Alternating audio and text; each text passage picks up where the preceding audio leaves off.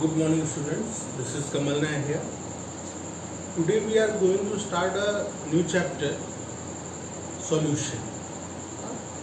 इसकी PDF और सारी बाकी चीज़ें आपको दे दी गई हैं, तो इसकी वीडियोस आपको नहीं मिली थी, तो इसलिए हम लोगों ने ये डिसाइड किया कि जिन चैप्टर्स की PDF फाइल्स आपको गई हैं समर वेकेशन के पहले, उनका हम वीडियो भी बना के आपको दे दें, जिससे आपका रिवीजन हो जाए, आपकी प्रिपरेशन अच्छी खासी हो जाए। तो इस बार हम लोग करने क्या जा रहे हैं, आपको वीडियोस देंगे और उस पर बेस्ड जो इम्पोर्टेंट क्वेश्चन बोर्ड्स में आए हैं वो देंगे। ठीक है, आप अपनी तैयारी जम के करिए। और टाइम जो है वो अगस्त का आ चुका है और आपके एग्जामिनेशन की डेट्स फिर वही फेब में स्टार्ट हो जाएगा, तो बाकी सब कुछ अपने टाइम से चल रहा है। जो लोग अभी स्टडी नहीं कर रहे हैं वो लोग भी स्टडी स्टार्ट कर दें। आइए हम स्टार्ट करते हैं सॉल्यूशन।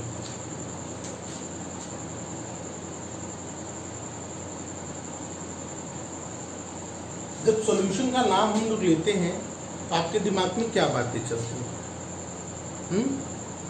आपके दिमाग में उसमें एक बात चलती होगी कि शुगर को उठाया, किसी सॉलिड को लिक्विड में डिसॉल्व कर दिया, बन गया सॉल्यूशन। जी नहीं, ऐसा बिल्कुल भी नहीं होता है। ठीक है, सॉल्यूशन का भी मैं क्लासिफिकेशन आपको पढ़ाऊंगा, तो आपको क्लियर होगा कि कितने टाइप्स के सॉल्यूशन होते हैं। तो पहले सॉल्यूशन को डिफाइन कर लेते हैं। सॉल्यूशन क्या होता है? द होमोजेनस, एक वर्ड आ गया ना, homogeneous. The homogeneous mixture of two और मोर नॉन केमिकली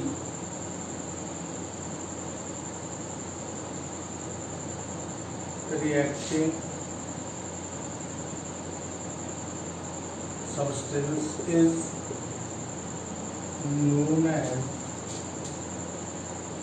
solution. ठीक है, क्या हुआ? The homogeneous mixture of two और more non chemically reacting substances is known as solution. तो दो वर्ड आपको मिले, एक मिला नॉन केमिकली रिएक्टिंग।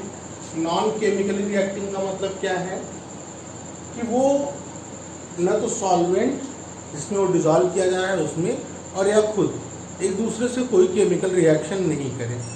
अब वर्ड आ गया होमोजेनस का मतलब क्या होता है? कहते हैं कि जब हमने किसी सब्सटेंस को किसी में मिक्स कर दिया, उसको नेकेड आई से नहीं देख सकते, बाय सिंपल फिल्ट्रेशन उसको सेपरेट नहीं कर सकते, ऐसे मिक्सचर को क्या कहते हैं? होमोजेनस कहते हैं। लेकिन मैं आपको एक क्राइटेरिया बता दे रहा हूँ, होमोजेनस और हेट्रोजेनस क्या होता है।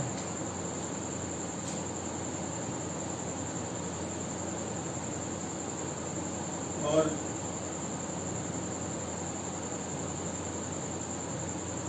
हेट्रोजेनस, होमोजेनस में आपका आता है सॉल्यूशन, और हेट्रोजेनस में दो आते हैं। एक आते हैं आपके कोलाइड्स और दूसरे आते हैं सस्पेंशन। एक कोलाइड्स होता है, दूसरा क्या होता है? सस्पेंशन। देखिए यहाँ पे आपको क्या डिसाइड करना है कि इसके अंदर जैसे कंपोनेंट्स जो प्रेजेंट हैं, साइज, उनकी साइज क्या होनी चाहिए? Size below 1 nanometre. ठीक, सॉल्यूशन में जितने भी कंपोनेंट 1 2 3 4 बचे हैं, ये आप जानते हैं ना, अगर 2 कंपोनेंट्स हों, 2 कंपोनेंट्स हैं तो इसको सॉल्यूशन को क्या बोलेंगे? बाइनरी। क्या बोलेंगे? बाइनरी। By means 2। अगर 3 कंपोनेंट्स हैं, 2 कंपोनेंट्स का मतलब शुगर और वाटर मिला दिया, 3 कंपोनेंट्स का मतलब शुगर, वाटर और उसमें लेमन जूस भी मिला दिया, तब उसको क्या बोलेंगे? 3 कंपोनेंट वाले सॉल्यूशन को क्या बोलेंगे? ठीक है, टर्नियरी। 4 वाले को क्या बोलेंगे? क्वाटनरी।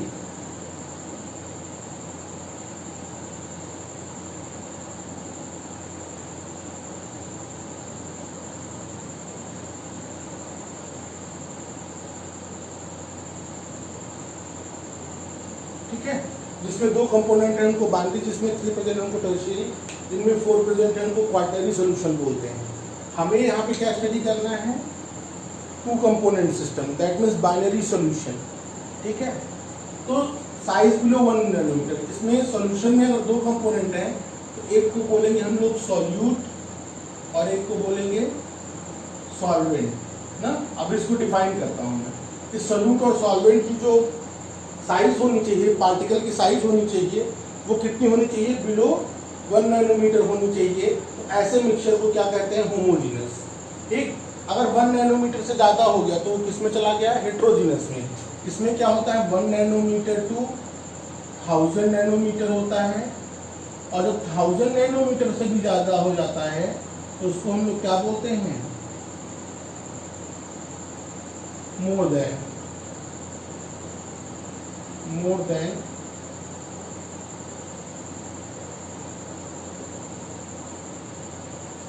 1000 नैनोमीटर हो जाता है तो उसको सस्पेंशन, चाक पाउडर को वाटर में डिसॉल्व कर दीजिए, वो क्या है? आपका सस्पेंशन है। मिल्क क्या है?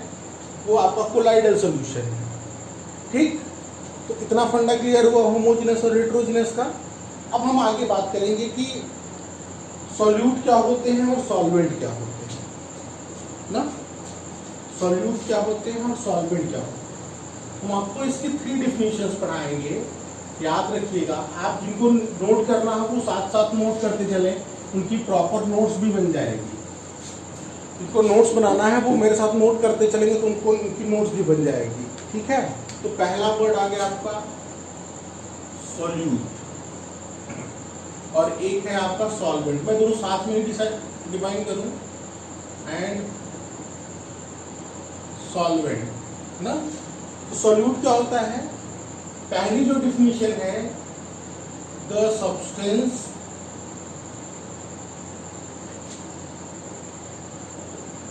which is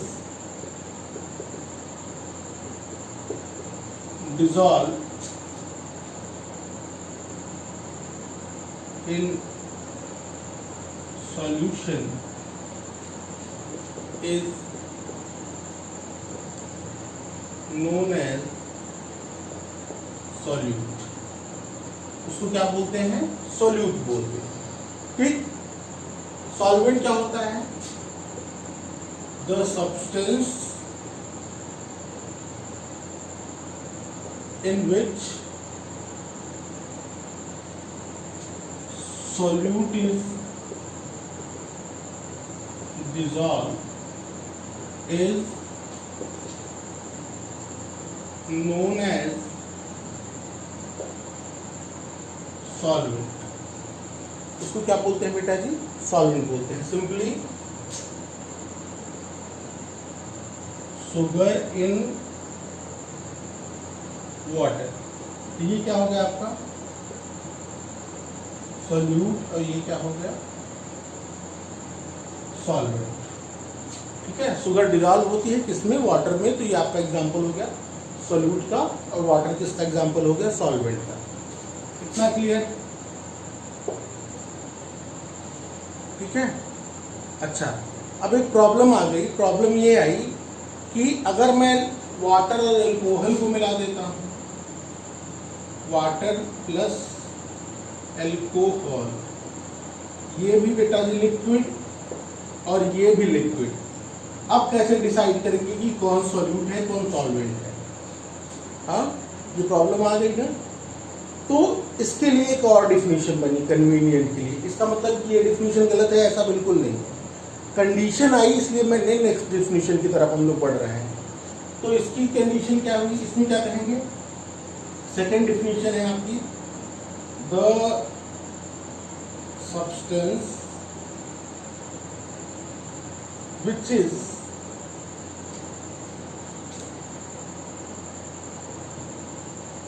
present in small quantity, the substance which is present in a small quantity is known as solute। जो स्मॉल क्वांटिटी में प्रेजेंट है उसको क्या कहेंगे? सॉल्यूट। तो क्या होगा? And the substance present in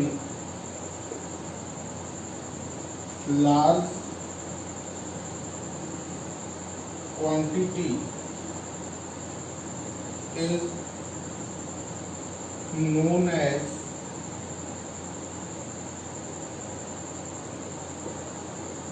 solvent. ठीक है, जो स्मॉल क्वांटिटी में प्रेजेंट है वो सॉल्यूट, जो लार्ज क्वांटिटी में प्रेजेंट है वो सॉल्वेंट। इतना फंडा क्लियर? ठीक, एक प्रॉब्लम और आ गई। अब आप कहेंगे कि सर वो नई प्रॉब्लम क्या है? तो बेटा जी देन जो न्यू प्रॉब्लम है वो ये है कि आपने क्लास 9th में एक बात पढ़ के रखी होगी, क्लास 9th में एक बात ये पढ़ के रखी होगी कि 204 gram of sugar dissolved in 100 gram of water at 25 degree Celsius ना। ये शुगर की क्या है? सोल्युबिलिटी है।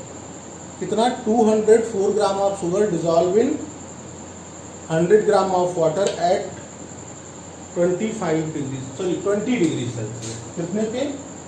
20 डिग्री सेल्सियस पे डिजॉल्व हो जाता है। ठीक, आप मेरे को बताओ, स्मॉल क्वांटिटी में तो वाटर प्रेजेंट हो गया, लार्ज क्वांटिटी में कौन प्रेजेंट हो गई? शुगर। अब तो यहाँ पे सोल्यूट और सॉल्वेंट क्या होगा? डिफिनीशन के अकॉर्डिंग तो सोल्यूट ये हो जाएगा, सॉल्वेंट ये हो जाएगा, लेकिन ऐसा नहीं है। ये ही आपका सोल्यूट है, सोल्यूट यही है और सॉल्वेंट ये है। आप कहेंगे सर ये वाली डिफिनीशन तो गड़बड़ हो जा रही है। जी बिल्कुल, इसके ऊपर ये डिफिनीशन फिट नहीं बैठ रही है। तो फिर क्या करेंगे? तो कौन सी डिफिनीशन करेंगे? एक जो मॉडर्न डिफिनीशन आई है वो ये कहता है कि द सब्सटेंस, नोट करें, the substance which loses their physical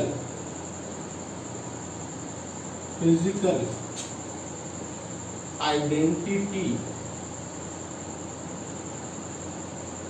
is known as solute। ऐसा सब्सटेंस, दो कंपोनेंट हैं, तो वो कंपोनेंट जो अपनी फिजिकल आइडेंटिटी का लॉस कर दे। जब शुगर को हम वाटर में डिजॉल्व करते हैं तो शुगर क्या होता है? गायब हो जाती है। तो शुगर की फिजिकल आइडेंटिटी का क्या हो गया? लॉस हो गया। जब शुगर की फिजिकल आइडेंटिटी का लॉस हुआ तो वो कंपोनेंट क्या हो गया? सॉल्यूट। ठीक, और जिसकी फिजिकल आइडेंटिटी सॉल्यूशन में बनी रहती है, जिसके फेज में, जैसे लिक्विड फेज में, वाटर क्या है? लिक्विड। तो शुगर को डिजॉल्व करेंगे तो सॉल्यूशन किस फेज में बनेगा? लिक्विड फेज में बनेगा। तो इसलिए आपका वाटर क्या हो गया? सॉल्वेंट। ठीक, लिखेंगे द कंपोनेंट, लिख सकते हैं यहाँ पर the component which physical identity remains in the solution is known as solvent। is known as solvent। उसको क्या बोलते हैं? सॉल्वेंट बोलते हैं। इतना फंडा क्लियर? ये डिफिनीशंस क्लियर हो गई हैं आपकी? डिफिनीशंस क्लियर हो गई हैं तो आगे चलें।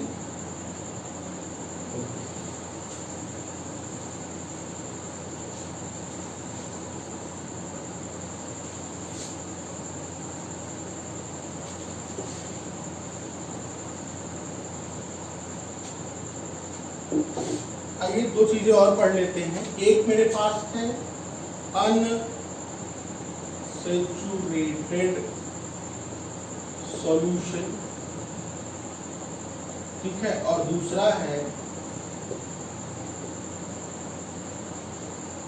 Saturated solution.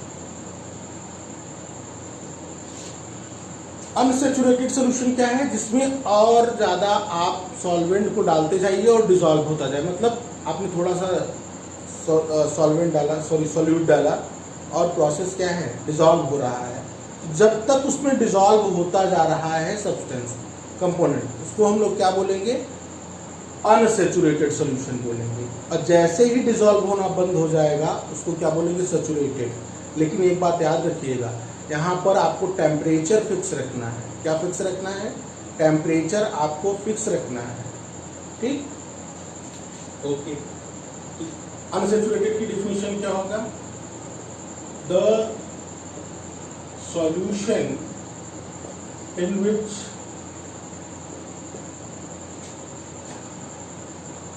more and more solute can dissolve at fixed temperature is known as unsaturated solution. इसको क्या बोलेंगे? अनसैचुरेटेड सॉल्यूशन बोलेंगे। ठीक है। सैचुरेटेड क्या होगा? The solution in which no more solute can dissolve, no more solute can dissolve at constant temperature is known as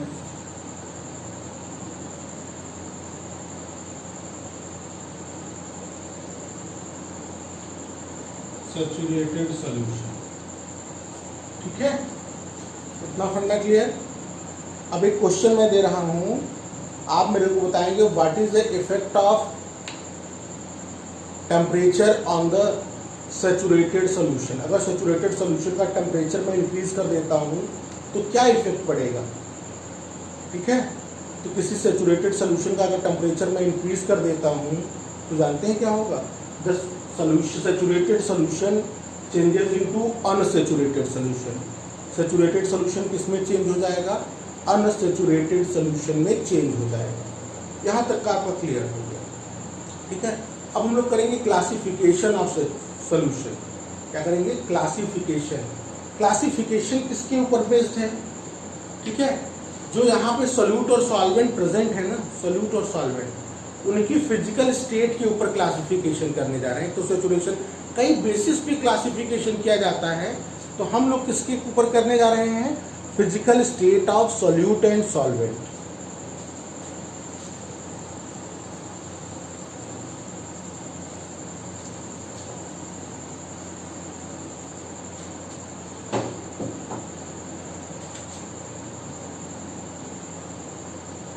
types of solution. ठीक है, किसकी बेसिस पे? ऑन द, ये जरूर याद रखिएगा, on the basis of physical state of solute and solvent ना। एक तरफ मैंने क्या किया? सॉल्यूट, दूसरी तरफ सॉल्वेंट। ठीक है, इधर मैंने क्या लिखा? टाइप ऑफ सॉल्यूशन, और यहाँ पे एग्जाम्पल। ठीक है, आइए तो पहला हम बात करेंगे सॉलिड और सॉलिड। आप कहेंगे सर सॉलिड और सॉलिड में कैसे डिसॉल्व हो सकता है? तो सॉलिड और सॉलिड का जो एग्जाम्पल है वो है एलॉय। वो क्या है आपका? एलॉय। एक मेटल को दूसरी मेटल में मिक्स कर दिया जाता है। तो मेटल को क्या करते हैं, मेल्ट करते हैं और एक दूसरे में फिक्स कंपोजिशन में क्या करते हैं, मिक्स कर देते हैं। जब उसको फिक्स कंपोजिशन में, उनमें क्या होता है, एटम की साइज बिलो 1 नैनोमीटर होती है, इसलिए वो होमोजेनस मिक्सचर होता है। ठीक, कई एलॉय जैसे आपने जानते होंगे कॉपर और जिंक का एलॉय है, आपका ब्रॉन्ज, ठीक है। तो कई ऐसे एलॉय हैं जिनका आप लोग अपनी लाइफ में डेली लाइफ में यूज़ करते हैं। एलॉय क्या होता है, the homogeneous mixture of two metals और मेटल और नॉन मेटल, किसी मेटल का नॉन मेटल के साथ या फिर किसी मेटल का मेटल के साथ जो होमोजेनस मिक्सचर होता है उसको हम लोग क्या बोलते हैं, एलॉय बोलते हैं। ठीक, तो ये हो गया। ये किस टाइप का सॉल्यूशन होगा अभी मैं आपको बता रहा हूँ। दूसरा है लिक्विड सॉलिड, ठीक है। इसका एग्जांपल है NaHG या अमलगम, ठीक है। अमलगम क्या होता है, किसी मेटल को लिक्विड मरकरी लिक्विड ही होता है, उसके साथ डिसॉल्व कर दीजिए तो उसको अमलगम बोलते हैं ना। अब आप कह रहे हैं कि यहाँ पे कैसे, आप कह रहे हैं कि आप सोडियम मरकरी में डिसॉल्व हो रहा है कि मरकरी सोडियम में डिसॉल्व हो रहा है। अगर इसमें सोल्यूट और सॉल्वेंट पूछा जाए तो आप क्या बताएंगे, आइए मैं आपको समझाता हूँ। Hg और Na, Hg क्या होता है, लिक्विड होता है, Na क्या होता है, सॉलिड होता है। जब ये दोनों मिलते हैं तो ये सॉलिड फॉर्म में बनता है। किस फॉर्म में बनता है, सॉलिड फॉर्म में। किस फॉर्म में बनता है, सॉलिड फॉर्म। तो जो सॉल्यूशन बन रहा है वो क्या है, सॉलिड फॉर्म में।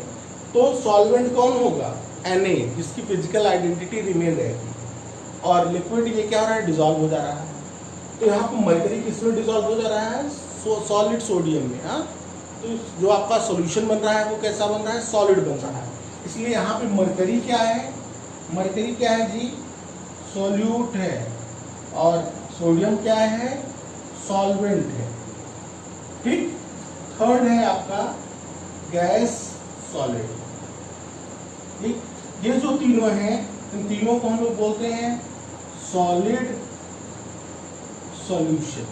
क्या बोलते हैं सर, सॉलिड सॉल्यूशन। ये जो तीनों टाइप है। ठीक, इसका एग्जांपल आप जानिए, बहुत से रिएक्शन कराए होंगे, H2 ऑन Pt सरफेस, ठीक है। ये 3 नोट कर लीजिए, आगे फिर चलते हैं हम लोग।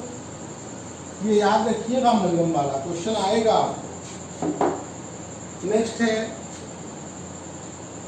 सॉलिड लिक्विड, फिर क्या है, लिक्विड और लिक्विड, फिर क्या है, गैस लिक्विड।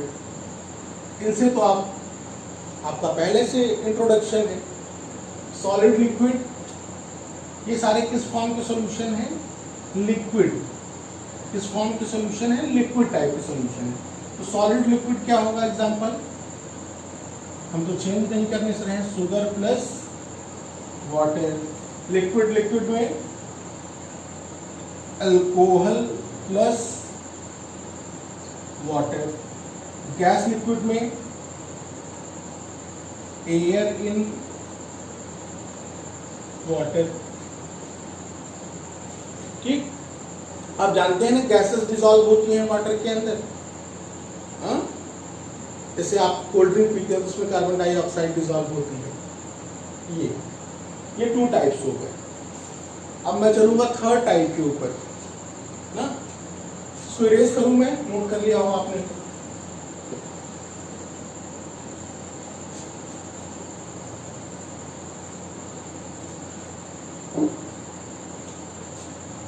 आई solid gas, liquid gas, gas और गैस, ये सारे किस टाइप के सॉल्यूशन है, गैसियस सॉल्यूशन। गैसियस सॉल्यूशन है, गैसियस सॉल्यूशन। तो सॉलिड कहेंगे, सॉलिड गैस में वो आपने एक गोली आती है वाइट वाइट जो क्लॉथ्स में रखी जाती है। हाँ, जो बड़े बड़े ट्रक में कपड़े रखे जाते, क्लॉथ्स रखे जाते हैं, तो उसमें वो गोली, जिसको कार्बाइड की गोली बोलते हैं ना, तो वो है आपका naphthalene ball.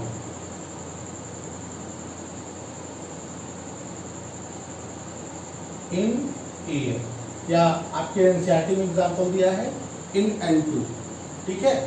Liquid gas petrol लिखा है सर, पेट्रोल इन एयर। और गैस का एग्जांपल क्या है, बेस्ट एग्जांपल एयर खुद ना। एयर में क्या होता है, दो मेजर कंपोनेंट होते हैं N2 और O2। ये कितना 78%, ये कितना 21%, ठीक है। रेस्ट ऑफ अदर गैसेस, तो यहाँ पर ऑक्सीजन क्या है, सॉल्यूट है, और यहाँ पे नाइट्रोजन क्या है, सॉल्वेंट। ये पूछता है कि एयर में सॉल्यूट कौन है और सॉल्वेंट कौन है, ठीक है, ये आपको पूछेगा। इतना क्लियर हो गया? इतना क्लियर हो जाए तो हम लोग कंसंट्रेशन ऑफ सॉल्यूशन के ऊपर चले। किसके ऊपर चले? कंसंट्रेशन, किसी सॉल्यूशन की कंसंट्रेशन को कैसे रिप्रेजेंट किया जाएगा उस वाले पार्ट पे चलते हैं, ठीक है। यहाँ तक हो गया आपका।